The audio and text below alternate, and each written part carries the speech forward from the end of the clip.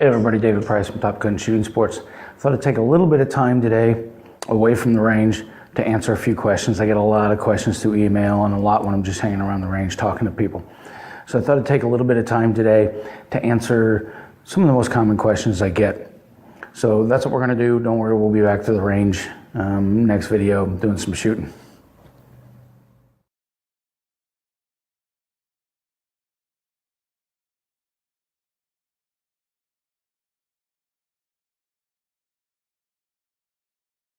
So this is a really common problem. A lot of people get firearms and they're semi-automatic specifically, and they start to jam, they start to malfunction. And our natural tendency is to blame it on the gun. It must be the gun. It's not us, or at least that's how I am, and that's how it seems to be most people are. Generally, it's not the gun. Most of the time, it's us. So first thing to do is make sure the gun is fine, right? If the gunsmith checks out the gun, which this question came from somebody who they did get it checked out. The gunsmith says the gun is fine, the magazines are fine, the gun is functioning correctly, which only leaves us. We're causing the problems again, and it's perfectly normal. Probably what's happened if you're having a lot of jams and malfunction, it probably has to do with how you're gripping the gun. Not only technique in how you're gripping the gun, but also the force in which you're gripping the gun with. I'd say first thing is make sure that you're gripping the gun properly. If you've not been properly trained or professionally trained, let me put it that way, professionally trained, and this person asking this question was taught by the relatives, well-meaning relatives. So I'd say first thing is make sure you're gripping the gun properly. Next thing is how tightly you're gripping the gun. I grip onto the gun really, really tightly. I do not hold it like I'm holding a baby bunny, nice and gentle. I hold it like I'm holding a snake, right, that I don't want to get loose. So I'm holding it really, really tightly. Now, I tell people a lot to relax when they shoot. And they see that, and then I tell them to grip the gun really tightly, and they see this as a contradiction. It isn't really. I can grip something very tightly and still be relaxed while I'm gripping it tightly. When we say relax, we're talking about keeping your mind relaxed and the rest of your body relaxed. But that grip needs to stay tight. And again, I'm totally relaxed right now, but I'm gripping this bottle very, very tightly. So grip the gun very, very tightly. Make sure you're using the proper grip, and this will probably fix your malfunctions. If not, bring it in. Maybe book a lesson or something. We'll figure it out for you. Next question.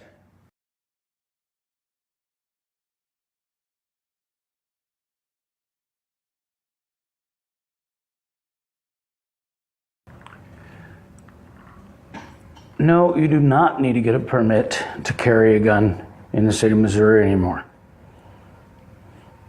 Having said that, that doesn't mean that you shouldn't get a permit. My mom used to always say, just because you can do something doesn't mean you shouldn't. And for me, at least, this is one of those things. So I'm not going to tell you why you should get a permit. I'm going to tell you why I have a permit, why I will keep a permit in my pocket. A few different reasons. One is if you travel. At the time of filming this, you can carry in 37 states using your Missouri permit. So if you travel at all, that's a good reason to have a permit, so that you can carry a gun when you're traveling. And most of the time, that's when I tend to feel pretty vulnerable in an area I don't know, a long way from home. So that's one thing. Another thing is the prohibited areas. There are 17 locations that are prohibited in the state of Missouri to carry a firearm for anybody, even if you got a permit.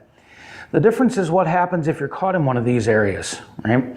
When you have a permit in your pocket versus not having a permit in your pocket. If I accidentally walk into one, and I would never go into one intentionally, but you can make mistakes. We all make mistakes. We're not perfect. So if I accidentally go into one of these places and I've got my permit, I can receive a ticket. If the police are called and they get there and they decide to, they can give me a ticket. For somebody who doesn't have a permit, if they're caught in these places, they can be arrested and charged with a Class B misdemeanor. And this is punishable, if I'm not mistaken, by 6 months in jail and a $500 fine. And if this does happen to you, if you are arrested, you are charged, you are convicted of that misdemeanor violation, not only do you face that maybe 6 months in jail and a $500 fine, but then you've got a misdemeanor conviction that involves a firearm. which means you're ineligible to get a permit after that. So that totally ruins your chances of getting a permit beyond that point. Gun-Free School Zone Act, which is a federal law. Gun-Free School Zone Act of 1994, not the one of 1990. There wasn't one in 1990 and it was declared unconstitutional. It was redone and signed back into law in 1994, the Gun-Free School Zone Act of 1994. And what that says, essentially, is if you're within 1,000 feet of the property line of any school and you have a loaded firearm, you can be arrested and charged. The exception to that is if you have a permit to carry that firearm issued by the state of Missouri, right? So if I'm driving by a school close to here and I've got a permit and I get pulled over in that school zone because I've got the permit, I'm okay. Somebody who does not have a permit faces the possibility to be arrested on a federal charge. Let me see what else. Court. You know, if God forbid I ever have to use my gun in self-defense and I end up in court, right, because they've thought that I did something wrong, I shouldn't have done what I did, whatever. I end up in court. Having the permit can help portray a slightly better image of me, a more responsible image, somebody who really cares about the issue, especially now that you don't have to have a permit. Can you imagine sitting in front of a jury and your lawyer telling a jury that you took this subject matter very seriously, so much so that you went and got a permit when you didn't have to get a permit? Pretty good idea. I've talked to 2 lawyers who said that they would rather defend somebody who had a permit in their pocket. I had one judge that definitely said that could sway how people look at you. So that's the other reason. Kind of last but not least is, you know, if you get pulled over, and I get pulled over sometimes because I've got a problem with my right foot, and the cop walks up to my car and I'm sitting there patiently with my hands on the steering wheel and the car off, and I let that officer know in a very polite way that I have a concealed carry permit and I have my firearm with me.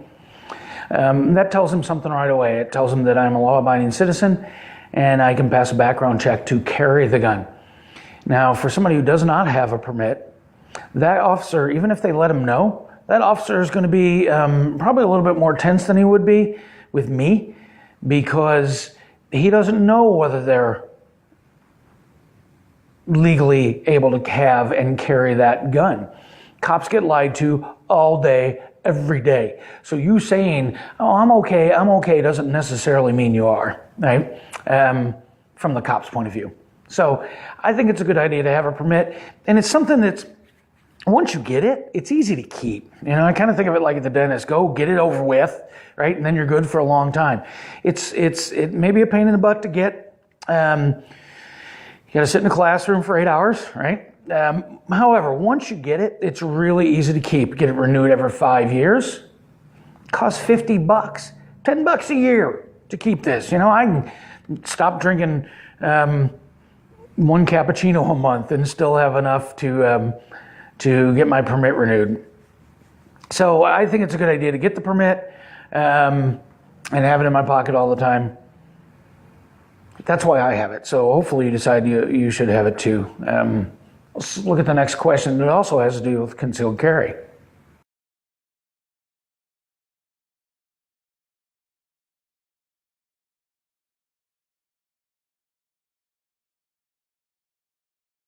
All right, I was going to answer this question, but I realized that I've talked too long already. So this will be the question that I answer when I do another video on questions.